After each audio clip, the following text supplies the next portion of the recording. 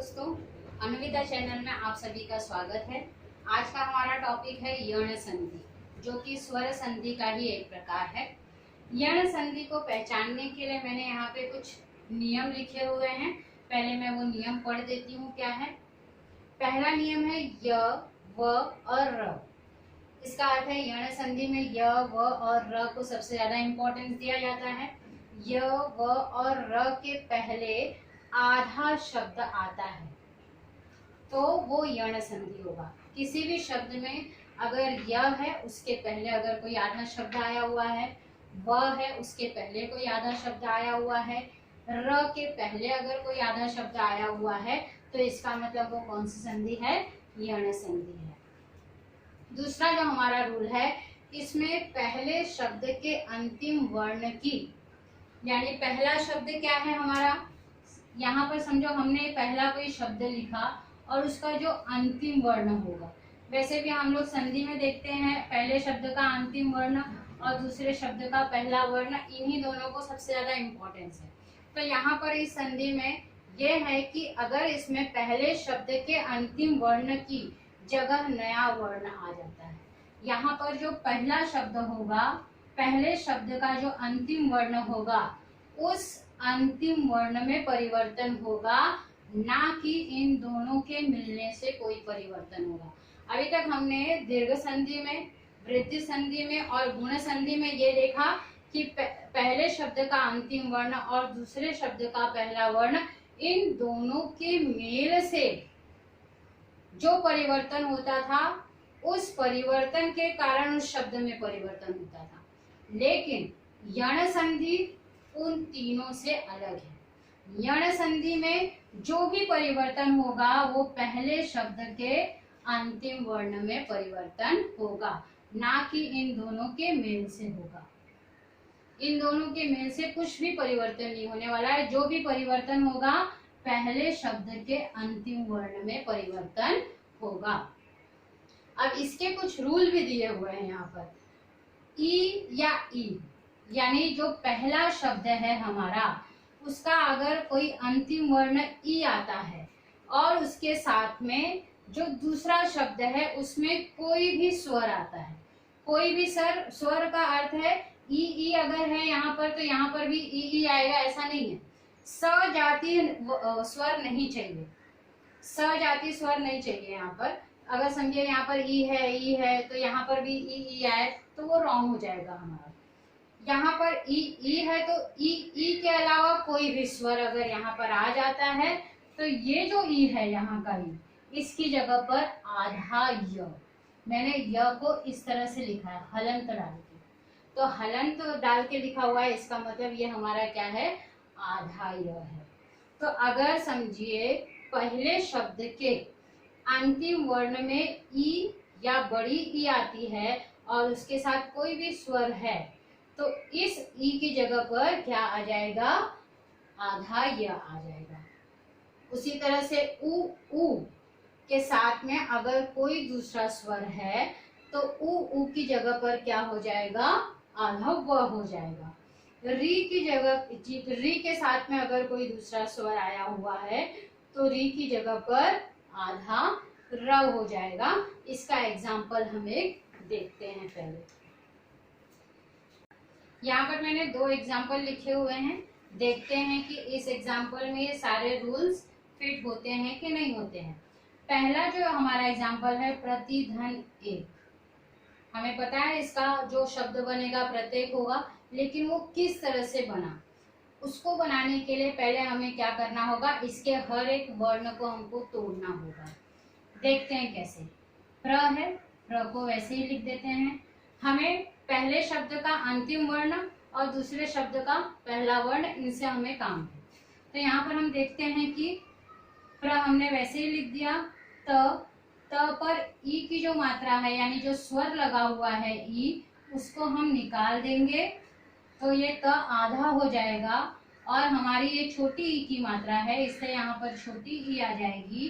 धन, यहाँ पर ए है, धन क है। इस तरह से हमने इस पूरे वर्ण को तोड़ दिया। अब हम देखते हैं यहाँ पर कि ये जो ई है, और ए है। ई, यहाँ पर हमारा पहला रूल फॉलो करेंगे हम, ई और प्लस कोई भी स्वर। अगर हमारा पहले शब्द का अंतिम वर्ण ई आया हुआ है, ये ई आया हुआ है और उसके साथ में कोई भी स्वर आया हुआ है, यहाँ पर ए स्वर आया है, कोई भी स्वर आया है, तो हम ई की जगह पर क्या कर देते हैं, आधा य कर देते हैं। यहाँ पर य आ जाएगा हलन के साथ में। तो अब क्या बनेगा, प्र त। अब ये जो य है इसको भी यहाँ पर लिख देते हैं, यहाँ ए है इसको भी लिख देते हैं और यहाँ पर क है। अब हम देखते हैं कि ये प्र त य और ए, ये जो ए है इस तरह से ए नहीं लिख सकते हम, इसलिए हम इसकी मात्रा कहाँ लगा देंगे, य पर लगा देंगे। और जैसे ही ए की मात्रा य पर लग जाती है ये बन जाता है और इसका जो आधा रूप है वो बदलकर ये पूरा हो जाता है।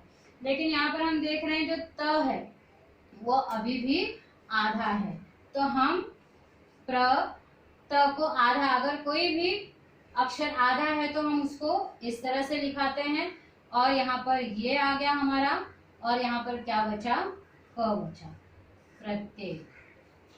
उसी तरह से अगर यहाँ पर देखें तो इसको वर्ण को तोड़ेंगे हम, स और उ की मात्रा लगी हुई है उ, धन, यहाँ पर आ, धन, ग, धन, त। तो स से उ की मात्रा हमने अलग कर दी तो ये आधा स हो गया है, स, आधा स लिखेंगे। यहाँ पर हम देख रहे हैं उ वाला जो फॉर्मूला है, उ के साथ में अगर कोई स्वर लगा हुआ है, यहाँ पर हम देखते हैं उ के साथ में आ स्वर लगा हुआ है, तो उ की जगह पर हम क्या लिख देते हैं, व लगा देते हैं, हलंत वाला। तो यहाँ पर आधा स व और यहाँ पर आ, इसमें कोई परिवर्तन नहीं हुआ है, तो आ हम इस तरह से नहीं लिखेंगे, इसकी मात्रा हम इसमें लगा देंगे और क्या बचा हमारा, ग त, स्वागत। तो इस तरह से ये हमारा सुधन आगत क्या हो गया, स्वागत हो गया। आशा है आपको पसंद आ रहा है। दो एग्जाम्पल और देखेंगे इसमें। अब यहाँ पर हम थोड़ा शॉर्टकट में लेंगे, अ और ती, इसका मतलब यहाँ पर ई की मात्रा आई हुई है और यहाँ पर अ है। ई के साथ अगर अ आ जाता है या कोई अन्य स्वर आ जाता है ई के साथ, तो यहाँ पर क्या हो जाएगा, य आ जाएगा, आधा य। तो अ त आधा हो गया, यन, अ की मात्रा यहाँ पर आ गई, बिंदी, अत्यंत, अतिधन अंत, अत्यंत। प्रति यहाँ पर ई की मात्रा है, छोटी ई की मात्रा, और यहाँ पर ऊ है, ई के साथ अगर कोई स्वर आ गया है तो यहाँ पर य हो जाता है, तो यहाँ य हो जाएगा आधा। तो प्र यू, य के साथ में ऊ जुड़ गया तो यू की मात्रा आ जाएगा, प्रत्युपकार, प्रत्युपकार। तो इस तरह से प्रत्युपकार का प्रत्युपकार ये शब्द बन जाता है।